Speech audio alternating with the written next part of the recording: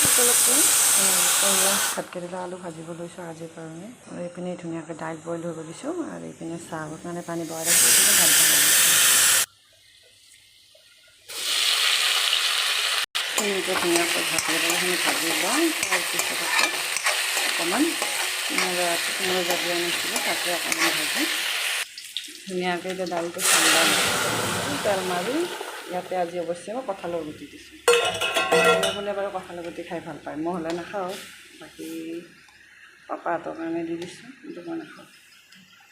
ধুনীয়াকৈ মই ভাতকেৰেলা ভাজিখিনি হৈ গ'ল আৰু ইয়াতে এইখিনি তেলতে আকৌ এতিয়া মই কোমোৰাখিনি ভাজি লওঁ। মানুহে আকৌ ভাবিব ইমান অকণমান ভাজানো কাক খুৱাব।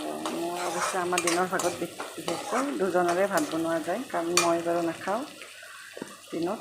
আৰু দুজনৰ দালি দুজনৰ ভাত হৈ যায় ধুনীয়াকৈ। অকণমান কাৰণ বেছিটো নালাগে না, দুজনৰ কাৰণে ভাজি যথেষ্ট। দুখন ভাজি হ'ব, তাৰপিছত চব বনাই দিম অকণমান হৈ যাব।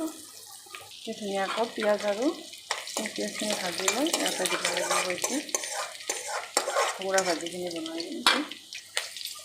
কোমোৰা ভাজিখিনি দি দিম খাওঁ। ধুনীয়াকৈ অকণমান নিমখ দিম, খুব বেছিও নিদিওঁ, কাৰণ কিয় বেছি নিমখ হ'লে ভাল নালাগে। আৰু মই বিশেষকৈ সৰু সৰুকৈ ভাজিলে একেবাৰে ভাল নালাগে, সেইটো কাৰণে অকণমান ডাঙৰ ডাঙৰকৈ ভাজিছোঁ। ইয়াতে বাৰু আলু চালু একো দিয়া নাই, অকল কোমোৰাই ভাজিছোঁ। অকণমান জিৰা আৰু ধনিয়া দিছোঁ। অকণমান ইয়াতে বেচন দি লৈছোঁ, বেচনখিনি চব বনাব লাগিব।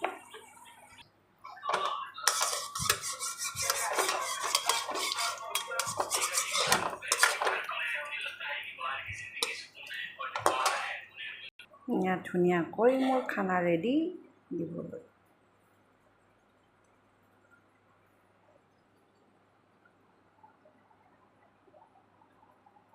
এয়া হৈছে কোমোৰা ভাজি, মানে কোমোৰাৰে মই চব বনাইছোঁ। আৰু এই কোমোৰা ভাজি, এইটো ভাতকেৰেলা আলু ভাজি, এইটো দাইল আৰু এইটো ঘৰৰ জলকীয়া।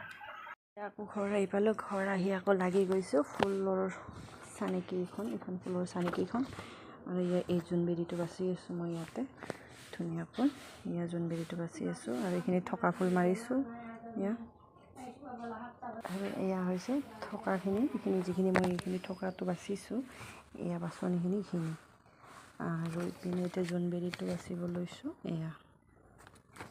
আৰু কোনোবাক যদি ফুলৰ চানেকি লাগে তেন্তে মোক কমেণ্ট কৰি জনাব। আজিৰ দিনটোৰ কাৰণে বাৰু এইখিনি কাম আছিলে।